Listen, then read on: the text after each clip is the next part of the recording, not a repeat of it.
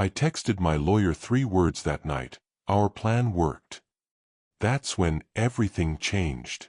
Not because my daughter-in-law threw a cup at me during my retirement party, though she did. Not because my own son asked me to give away the house I'd spent 40 years building. No. Everything changed because I'd already seen this coming from a mile away. Let me back up. My name's Clarence Monroe. I'm 67 years old, and I've spent my entire life designing homes for other people. 40 years. 40 years of blueprints, sketches, and watching families move into spaces I created. But here's the thing nobody tells you about retirement: it's not about rest. It's about finding out who your real family is. That house in Atlanta, the one I called the Haven, wasn't just some building. I constructed it from the ground up 30 years ago after my wife and I decided we wanted something that was truly ours. 2 stories, beautiful gardens, and every detail mattered because I was pouring my soul into it. When my wife passed, that house became the only place I could feel close to her again. My kids grew up between those walls. Every room held a memory that meant something. So when my retirement party started, I actually felt hopeful. My colleagues were there, some of my best friends from decades in the business. There was a jazz band, good food, and people raising glasses to toast my career. For once, I thought maybe my family would understand the sacrifice. Maybe they'd see the man who'd worked those long nights not as selfish, but as someone who loved them enough to build something real. Hi viewers, kindly tell us where you're watching from and what time it is. Warm welcome to the family. Enjoy the story. The party was perfect, until it wasn't. The moment the crowd left and it was just family in that dining room, everything flipped. Camilla, my daughter-in-law, leaned across the table with this smile that didn't reach her eyes. "So, Dad," she said, "now that you're retired, what are your plans for the house?" I didn't understand the question at first. Plans? I'd been living here for 3 decades. But then Marcus, my own son, shifted in his seat and said something that made my blood go cold. "Dad, Cam's mom lost her lease. She's been struggling. We were thinking, maybe she could stay here. Or maybe you could consider giving her the house." Just like that. 40 years of work. Every sacrifice. Every late night. And he wanted me to hand it over to a woman I barely knew. A woman who'd never lifted a finger to help when bills piled up or when my wife was in that hospital bed fighting for her life. I tried staying calm. I told him the truth. "This home isn't a motel, Marcus. I worked 40 years for it." But Camilla stood up, her face twisted with anger, and she grabbed that cup, the same cup my late wife used for her morning coffee every single day, and she hurled it across the room like I was nothing. Like everything I'd built meant nothing. The cup shattered against the wall, and in that moment, I felt something break inside me too. But I didn't scream. I didn't lose it. I just smiled, pushed my chair back, and walked out the front door. But here's what they didn't know, what nobody knew yet, was that I'd already planned for this exact moment. A month before that party, I'd contacted my lawyer, Jeremiah Banks, and we'd put something in motion. Something that would change everything. Something that would expose exactly who my family really was. As I drove away from the Haven that night, I knew the real test was just beginning, and my children were about to learn a lesson they'd never forget. What happened after I left that house would have been satisfying if it wasn't so heartbreaking. But let me explain how I got here first, because understanding the plan is everything. A month before that retirement party, I was sitting in Jeremiah Banks' office downtown. Jeremiah's been my lawyer for nearly 30 years, sharp as they come, honest in a way most people aren't anymore. I told him something that had been eating at me. I said, "Jeremiah, I'm terrified. The moment I stop working, my kids are going to start seeing me differently. Not as a father, but as a wallet." He didn't judge me. He just listened. Then he said something I'll never forget. "Then let's test them." So we created a plan. It was risky, and yeah, it was a little cold, but it was necessary. We drafted 2 deeds. The first one looked legitimate. It looked like I was transferring the haven to Marcus and Elise. Official paperwork. Signed and everything. But that wasn't the real deed. The real deed, the one that actually mattered, transferred ownership of my house to something I'd quietly established, the Monroe Home Trust. A charitable foundation designed to provide housing for widowed retirees. People who'd lost their spouses and had nowhere else to go. People like me. The fake deed was set up like a trap, but not a cruel one. It was more like a mirror. Something that would show my children exactly what they were made of when they thought money was on the line. Jeremiah helped me understand that sometimes you have to create a test because people won't show you their true nature otherwise. They hide it. They bury it under layers of "I love you, Dad," and "we're family." But money changes people. Money pulls the mask off. I left copies of that fake deed on my desk at the Haven, visible but not obvious. I told Jeremiah to keep the real deed locked away, only to be revealed once my children showed me who they really were. And boy, did they show me. That night after I walked out, I drove straight to my cabin near Lake Sinclair. I sat there in the quiet, and for the first time in months, I wasn't angry. I was just sad. Disappointed in a way that cuts deeper than anger ever could. The birds were my only company that first night. I didn't answer my phone. I didn't respond to texts. I just sat on the porch and watched the water, thinking about how I'd raised these people, and somewhere along the way, they'd learned to value things more than they valued me. The calls started 3 days later. Elise first, trying to smooth things over. Then Marcus with excuses. Then guilt messages from Camilla saying she didn't mean it. Could we please talk? I didn't answer any of them. Not because I was being cruel, but because I needed to see what they'd do next. I needed to see if they'd actually care about me, or if they'd start looking for that deed. Jeremiah called me on the 5th day. His voice was careful, controlled. "Clarence, they came by the office." My stomach dropped. "Tell me everything," I said. And that's when I learned the truth about my family. That's when I understood that the test wasn't whether they loved me. It was whether they'd ever loved me at all, or if I'd just been a tool this whole time. Jeremiah told me they were asking about the deed. Asking about the house. Asking about when they could take possession. Not asking if I was okay. Not asking if they could help. Just asking about ownership. About money. About what was theirs. And I realized then that I'd been right to create this plan. I'd been right to test them. Because the truth was starting to emerge, and it was uglier than I'd imagined. When Jeremiah told me they came to his office asking about the deed, I had to sit down. I literally had to grip the arms of my chair because the disappointment was physical. My children weren't asking about me. They were asking about money. Jeremiah told them the news. He showed them the fake deed, the one that said the house would transfer after my passing, but only if they jointly agreed to take care of me until that time. He also mentioned a specific clause. Both children had to contribute equally to my care, my medical expenses, everything. If they didn't, the clause became void, and the house went to charity instead.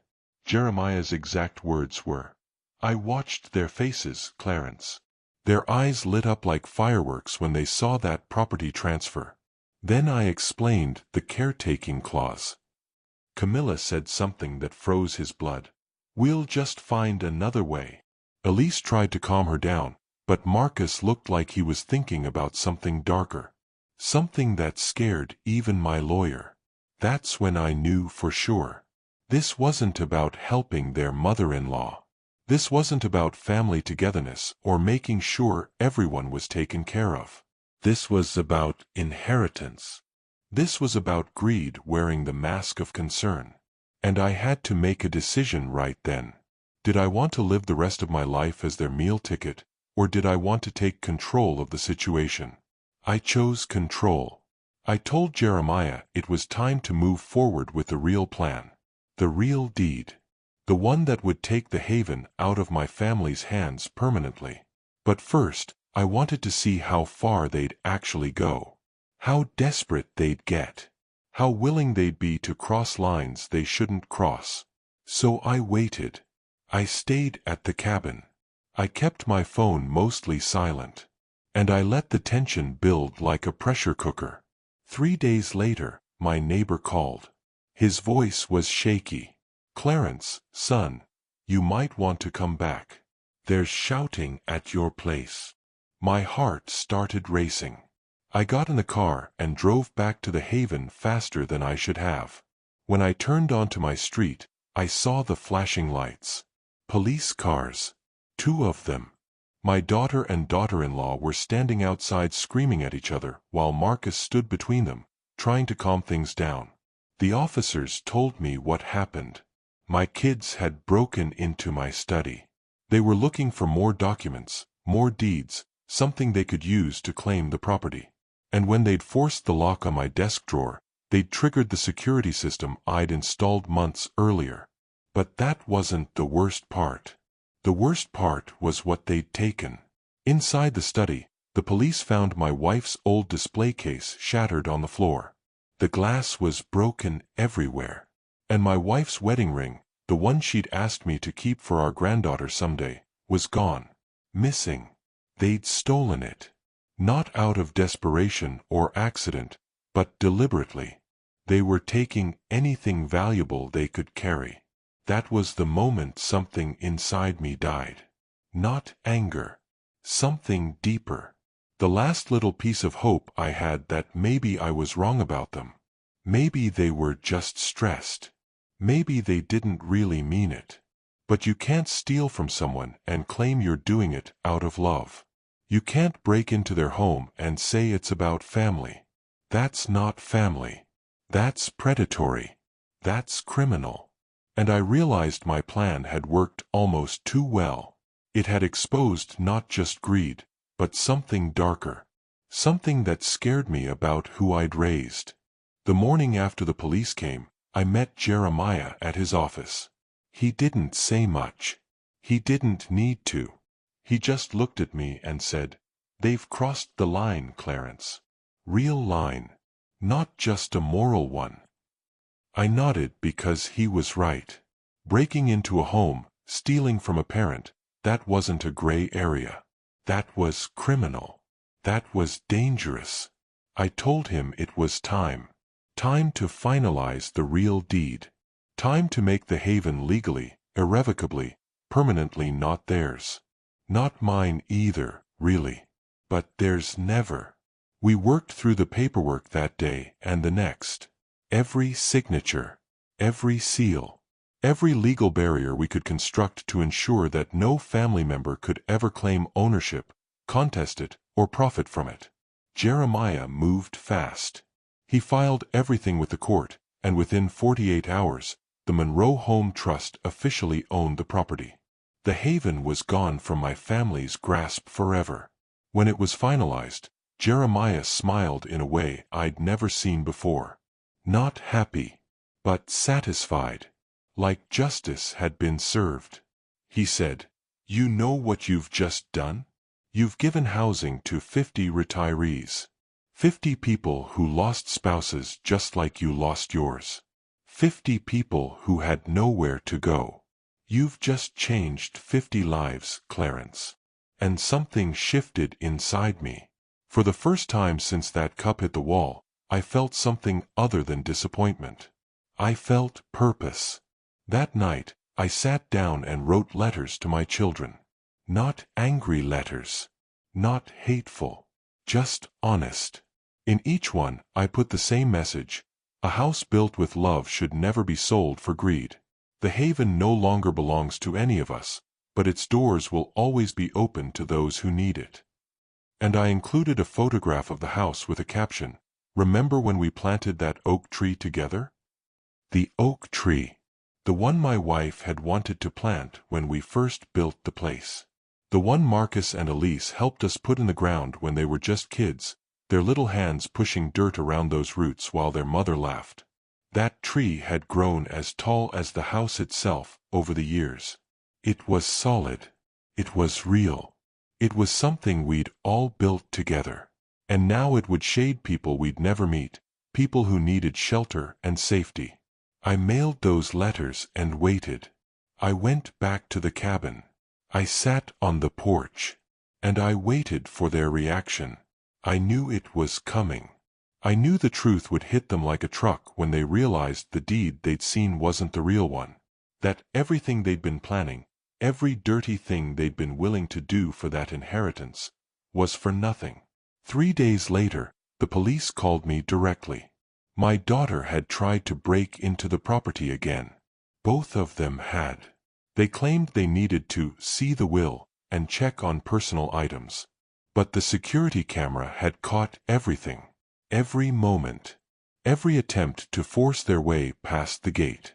Every conversation where they'd planned what they'd take first. The officers had arrested them right there on the lawn of the Haven, and as they were being led away, they kept shouting my name, calling me a traitor, saying I was a selfish old man who'd ruined their lives. But I wasn't angry anymore. Not even close. Watching them get arrested, hearing them scream about how unfair this was, it should have felt good. It should have felt like revenge. But it just felt empty. Because you can't get back the years you spent loving someone who never really loved you back. You can't undo the sacrifice. You can only move forward and accept that sometimes the people you raise turn into people you don't recognize. The weeks after their arrest were the strangest time of my life. The media picked up the story. Retired architect disinherits children after they try to steal from him. Local news, then state news, then it was all over the internet. My lawyer had to handle interviews. People wanted to know if I regretted it. If I missed my children. If I'd take them back. And honestly, I didn't know how to answer those questions because the answers were complicated. Did I regret it? No. You can't regret protecting yourself from people who wanted to exploit you. You can't regret making a choice that ultimately helped 50 families find housing and security. That wasn't selfish. That was survival. Did I miss my children? That's the hard one. Because yes, I missed the idea of them. I missed who I thought they were. I missed the hope that maybe, somehow, they'd prove me wrong and show me that blood actually meant something. But the actual people who'd tried to break into my home and steal from me? Those versions of my children. I didn't miss those people at all. I didn't want to know them. The courts got involved, obviously. My children's lawyer tried every angle. They claimed I was mentally unstable. They claimed I'd been manipulated by Jeremiah. They claimed the whole thing was a setup designed to hurt them. But the evidence was solid. The broken window. The stolen ring. The security footage. Their own words caught on camera planning the next break-in. It was airtight. The judge essentially told them they were lucky they weren't facing more serious charges. As it was, they both got probation and community service. Camilla got anger management counseling as part of her deal. I didn't attend any of the hearings. I didn't need to. I was done with that part of my life. Instead, I focused on the Monroe Home Trust. I worked with Jeremiah to set up programs. Counseling for retirees. Healthcare support. Community activities. The Haven became a safe place for people who'd lost their spouses and had nowhere else to turn.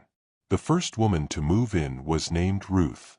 She was 72 years old and had been living in her car after her husband died, and the medical bills ate up everything. When she saw the Haven for the first time, she cried. She actually cried standing in the living room where I'd spent so many nights grieving my own wife. I got a call from my sister a month after everything settled. She wasn't angry, which surprised me. She just asked if I wanted to talk about it. We met for coffee, and I told her everything. About the plan. About the trap. About watching my children's true nature come out.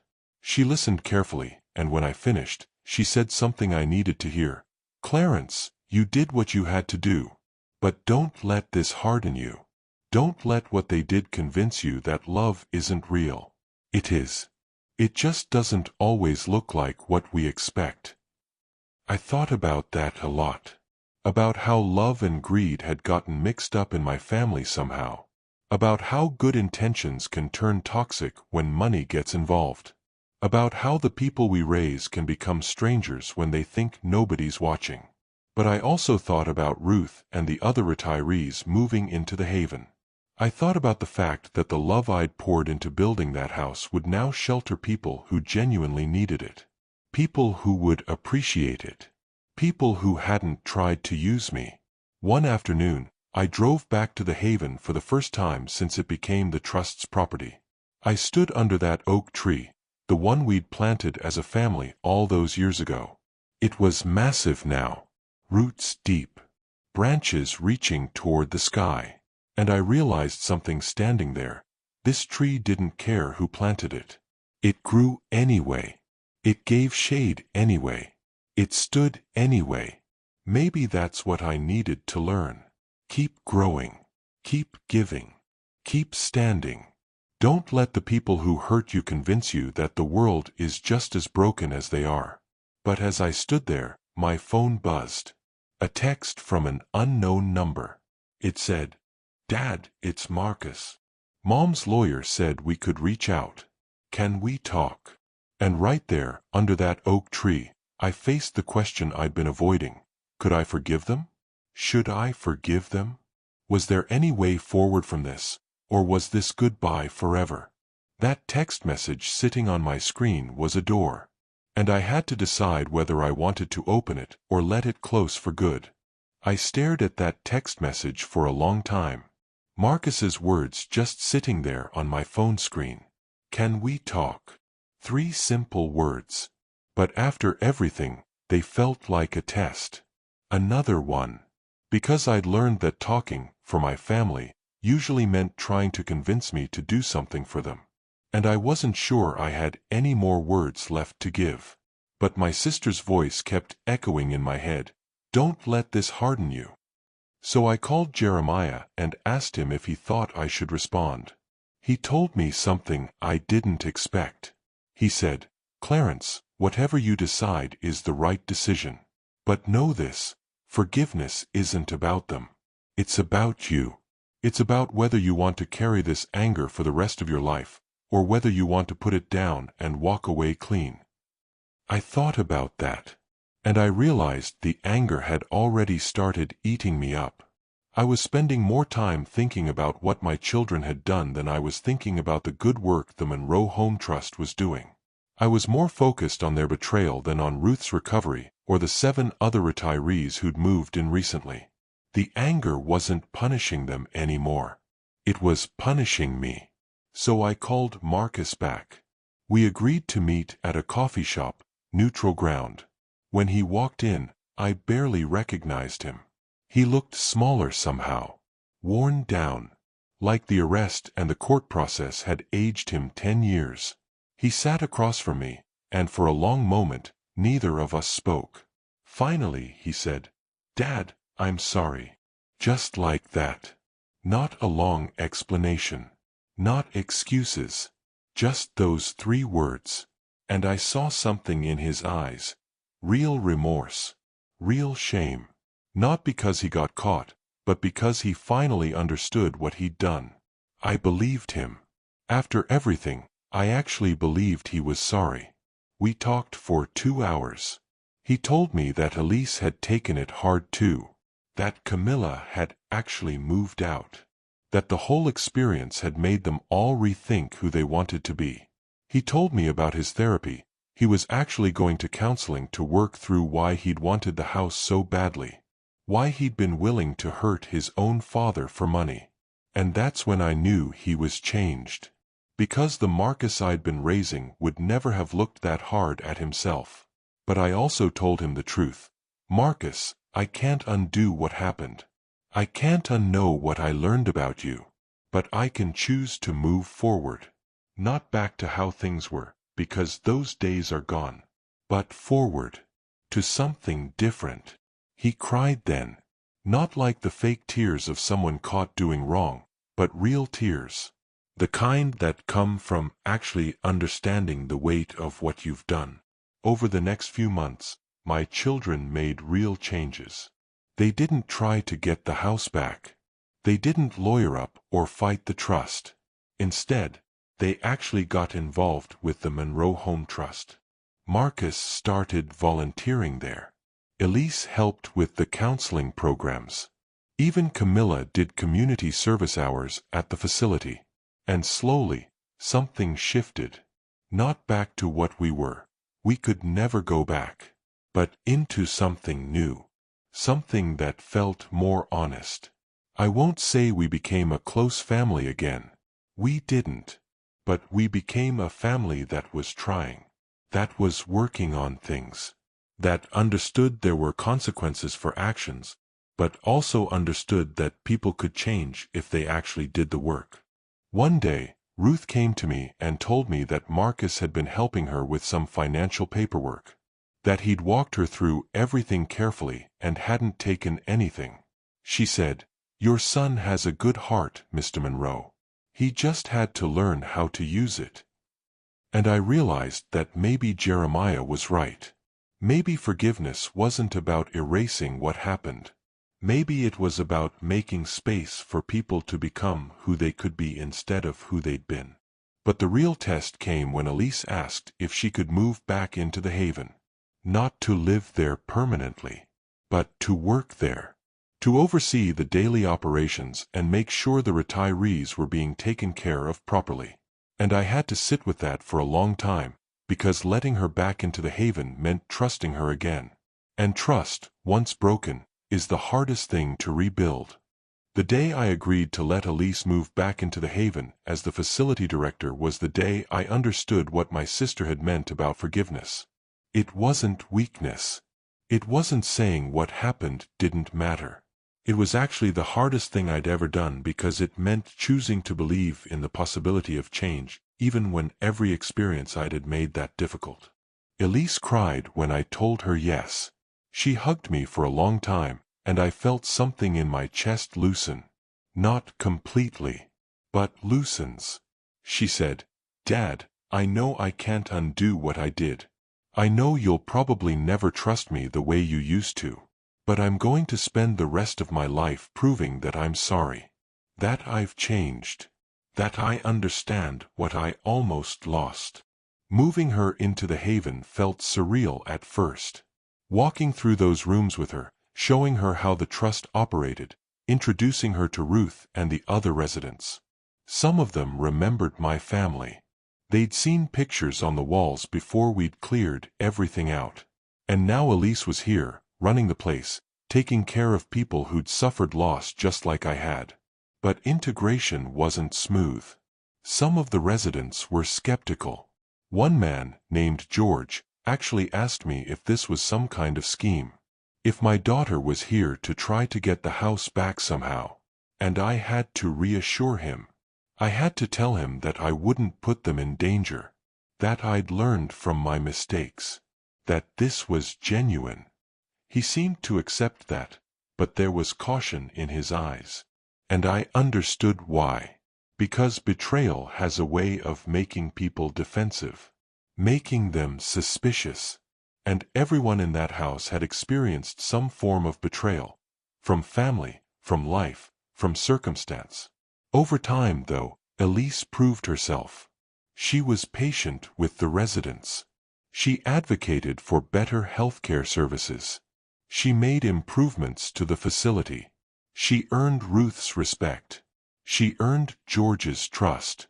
Slowly, the Haven became less about my broken family and more about the new family that was being built inside its walls.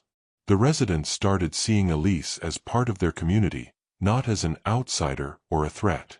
Marcus continued volunteering, but he also started his own business consulting side projects. He wasn't trying to prove anything anymore. He was just living his life differently. making different choices, investing in his community instead of just himself.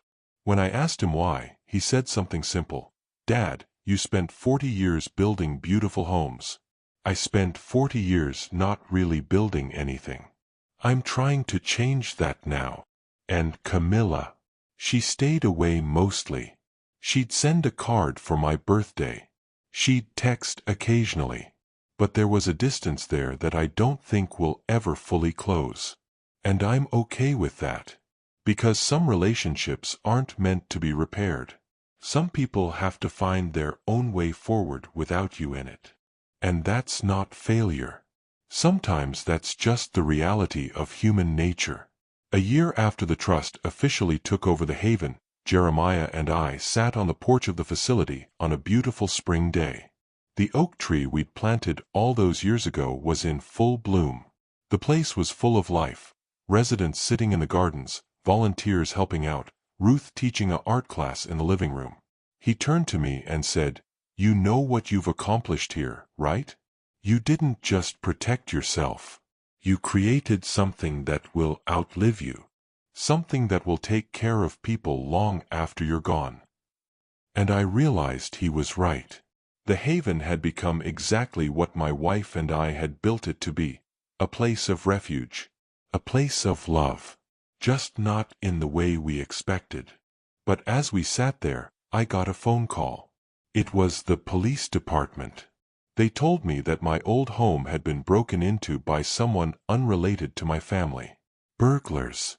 They'd been caught, but some items had been stolen, including some personal effects that had been left in storage in the basement. Things that belonged to my late wife. And I had to go down to the station to identify what had been taken. Standing in that police station, looking at the few recovered items, I felt the weight of everything come back. The loss, the betrayal, the realization that despite all my planning, all my tests, all my attempts to control the situation, sometimes life just happens. Sometimes bad things occur that have nothing to do with the people you love or hate. Sometimes the universe just takes from you, and all you can do is keep moving forward anyway. But here's what I learned in that police station, looking at my late wife's belongings recovered from thieves. Loss is universal. It doesn't discriminate between the good people and the bad.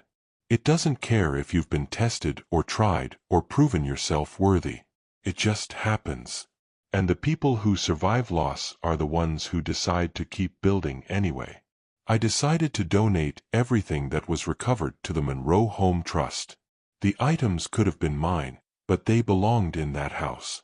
They belonged with people who understood what it meant to lose someone. Ruth cried when I gave her one of my wife's favorite scarves. She said, "Your wife sounds like she was an amazing woman." And I nodded because she was. She was kind and strong and full of life. And she would have loved what the Haven had become. Over the next 6 months, things settled into a new normal. My children and I weren't perfect.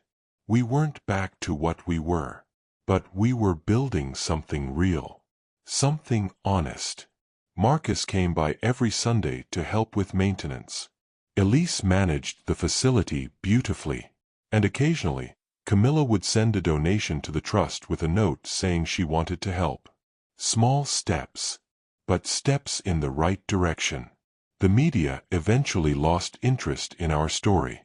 The reporters moved on to the next scandal, the next family drama, the next betrayal to sensationalize. And I was grateful for that. Because the real story wasn't about revenge or punishment. It wasn't about a father outsmarting his greedy children. The real story was about what happened after the explosion. How people picked up the pieces. How they learned. How they changed. Ruth became something like a grandmother to my grandchildren. Yeah, Marcus had kids. 2 of them. And when they'd visit the Haven, they'd gravitate toward Ruth and the other residents like they were family. Because they understood, somehow, that family isn't just about blood. It's about showing up. It's about caring. It's about being there. One evening, I was sitting with Ruth on the porch, watching the sunset over the gardens. She said to me, "You know, Mr. Monroe, I came here a broken woman. I lost my husband. I lost my home. I lost my way. But your daughter has shown me that life can still be good, that people can still surprise you with their kindness, that it's not too late to start over." And I realized that was the real victory. Not that I'd tested my family and exposed their greed, but that by protecting myself, I'd accidentally created a place where broken people could heal. The Haven had become what it was always meant to be: a refuge, a sanctuary, a place where people who'd experienced loss could come together and understand that they weren't alone, that their pain mattered, that their lives still had value even after the worst had happened. My lawyer pulled me aside one day and told me that several other attorneys had contacted him asking how to structure similar trusts, that our story had inspired other retired people to be more strategic about their legacies, to think about who they wanted their assets to help, not just who they wanted to inherit them. And suddenly, what started as a personal test had become something bigger. Something that was changing how people thought about legacy and family and love. I received an email from a woman named Sandra who'd heard about our story. She said she'd been about to give her house to her children, but after reading about the Haven, she decided to create a trust instead. She said, "I realized I was giving because I felt obligated, not because I wanted to help. Your story helped me see that I could do something that actually meant something." And that email changed me, because it made me understand that sometimes our worst moments can become seeds for something good.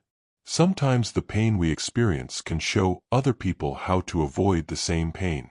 But none of this was easy. None of this solved the fundamental sadness of discovering that the people I'd raised weren't who I thought they were. That part will always hurt. That part will always be a loss. But I learned to live with that loss, the same way Ruth learned to live with losing her husband, the same way George learned to live with being alone, the same way the other residents of the Haven learned to keep going even after their worlds fell apart. The hardest part about forgiveness is that it doesn't erase what happened. It doesn't rewrite history. It doesn't make the pain disappear. It just allows you to stop letting the pain be the main character in your story. And I learned that the hard way. 2 years after the trust took over the Haven, I decided to step back. I stopped coming to the facility every day. I let Elise fully take over. I retired from the trust in the same way I'd retired from architecture, by acknowledging that it was time for the next generation to lead. It wasn't about me anymore. It was about Ruth and George and Sandra and all the others who'd found refuge within those walls. I bought a smaller place near the lake. A little cabin that didn't require me to look around every corner and see ghosts of what I'd lost. I was 69 years old. I deserved peace more than I deserved vengeance. I deserved to spend my remaining years focused on what I could still build, not on what had been taken from me. Marcus surprised me one day by showing up with blueprints. He wanted to add a greenhouse to the Haven. A place where Ruth could teach art in the summer and where people could grow things.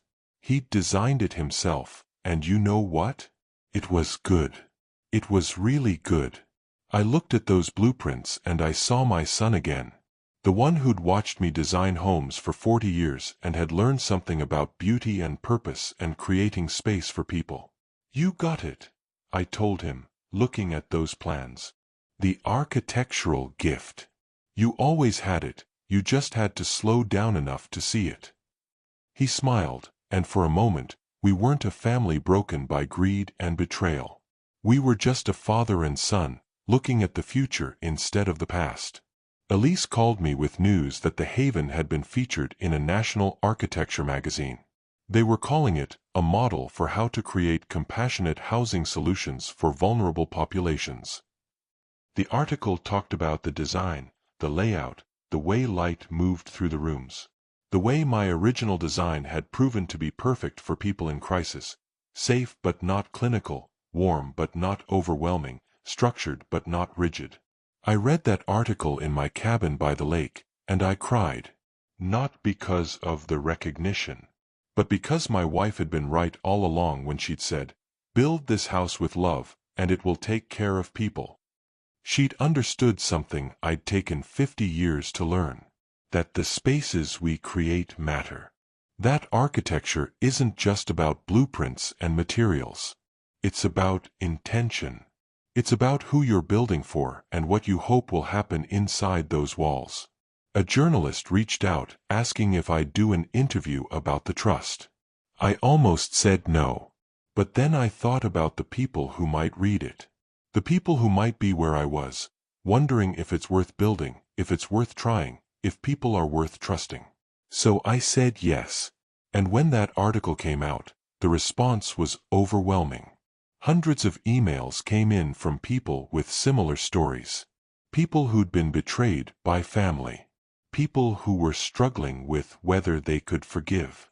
People who were trying to figure out how to create legacy that mattered. And reading those emails, I realized that my story wasn't unique. It was universal. And maybe that was the point. Maybe we're all just trying to figure out how to build something that lasts while navigating the people who claim to love us but sometimes hurt us anyway. I started mentoring other people who wanted to create similar trusts. I worked with couples who were worried about how to protect their assets while still remaining generous. I helped families navigate the complicated space between love and boundaries. And in doing that work, I found peace. Not the kind where everything is resolved and happy, but the kind where you accept that life is complicated and you do your best anyway. 3 years after the trust took over the Haven, I was invited to speak at a national conference about real estate and legacy planning. Standing in front of that room full of architects and lawyers and wealthy individuals, I told them the truth. I told them that money doesn't corrupt people, it reveals them. I told them that the people we raise will make choices that break our hearts sometimes. And I told them that the best thing we can do is make sure our choices are based on values, not on fear. I talked about the Haven, about Ruth finding peace, about George discovering that he wasn't too old to find purpose, about Elise learning that redemption is possible if you actually do the work. I talked about Marcus and the greenhouse he designed. I talked about my late wife and her belief that buildings should be built with love. And when I finished, the standing ovation surprised me. These people, many of them successful and wealthy and jaded, were crying. Because what I'd shared with them was permission. Permission to set boundaries. Permission to test their families. Permission to create legacy that served their values instead of serving greed. But most importantly, permission to forgive. One woman came up to me afterward with tears streaming down her face. She said, "My husband and I have been terrified of what our children will do when we're gone. We didn't know there was another way." I hugged her and I told her, "There's always another way. It just takes courage to find it." 5 years after that retirement party where Camilla threw the cup, I'm 72 years old. The Monroe Home Trust has expanded to 3 facilities in 3 different states. We've housed over 200 retirees. We've provided counseling, healthcare, community. We've created something that matters. Marcus is now working full-time as an architect, specifically designing facilities for vulnerable populations. Elise oversees all 3 locations and has become an expert in elder care and housing policy. Even Camilla has become involved. She runs the fundraising arm of the trust. And while our relationship will never be what it was, there's genuine respect there now. There's acknowledgement of wrong and evidence of change. My sister was right. Forgiveness wasn't about erasing what happened. It was about deciding that the people I loved were capable of becoming better than they'd been. And they did. Not perfectly. Not without ongoing work. But genuinely. The Haven still stands in Atlanta. That oak tree we planted as a family still provides shade. Ruth still teaches art there. George still helps with the gardens. And new residents come every month. People who've lost everything, looking for a place to land. I received a letter last week from a young woman named Jessica. She'd grown up in the Haven after her grandmother came to live there. She wrote, "Mr. Monroe, your granddaughter is going to grow up knowing that her grandfather's love didn't just build a beautiful house. It created a place where broken people could become whole again. Thank you for that legacy. I keep that letter on my desk. Because that's what this whole journey was about. Not revenge. Not punishment. Not testing people to prove they were selfish. It was about creating something that would outlive me. Something that would help people. Something that honored my wife's belief that spaces built with love could heal. The real test wasn't whether my family was greedy. They were. But the real test was whether they could change. Whether they could understand what they'd done and actually transform. And the answer, it turns out, was yes. People are capable of more than we think. They're capable of betrayal, yes. But they're also capable of redemption. They're capable of seeing themselves clearly and deciding to be better. I don't go back to the Haven much anymore. It belongs to the residents and to my children who run it. But sometimes I drive by, and I sit under that oak tree, and I think about everything that's happened. The pain, the disappointment, the anger, the forgiveness, the growth. I think about my wife and how she'd be proud of what the Haven has become. I think about how the house we built together with such love has genuinely changed lives in ways we never imagined. I think about Ruth and George and all the others who found their way home. And I think about my children, who failed me, but then chose to do better. Who betrayed me, but then chose to rebuild trust. Who showed me their worst selves, but then chose to show me their best selves. Sometimes the best revenge isn't revenge at all. Sometimes it's building something so good, so meaningful, that the people who tried to destroy you end up helping you protect it instead. Sometimes it's forgiveness. Sometimes it's peace. I learned that standing under an oak tree in Atlanta, in a house that's no longer mine but that will shelter thousands of people in the decades to come. I learned that legacy isn't about what you leave behind for your children to inherit. Legacy is about what you leave behind that helps people you'll never meet. That's the Haven. That's my real retirement party, not the one that went wrong, but the one that's still going on, one guest at a time, in a house built with love. And if you're out there watching this, wrestling with your own family, wondering if people can change, wondering if forgiveness is possible, my answer to you is this: yes, people can change. But only if you create the space for them to do it. Only if you set boundaries that protect you. Only if you're willing to forgive without forgetting. Only if you understand that sometimes the best thing you can do for people you love is to let them see the real consequences of their actions. That's what I did. And it changed everything. It changed my family. It changed my life. And it changed the lives of more than 200 people who found home within the Haven's walls. So here's my question for you. What are you building? And who are you building it for? Because that answer matters more than you know.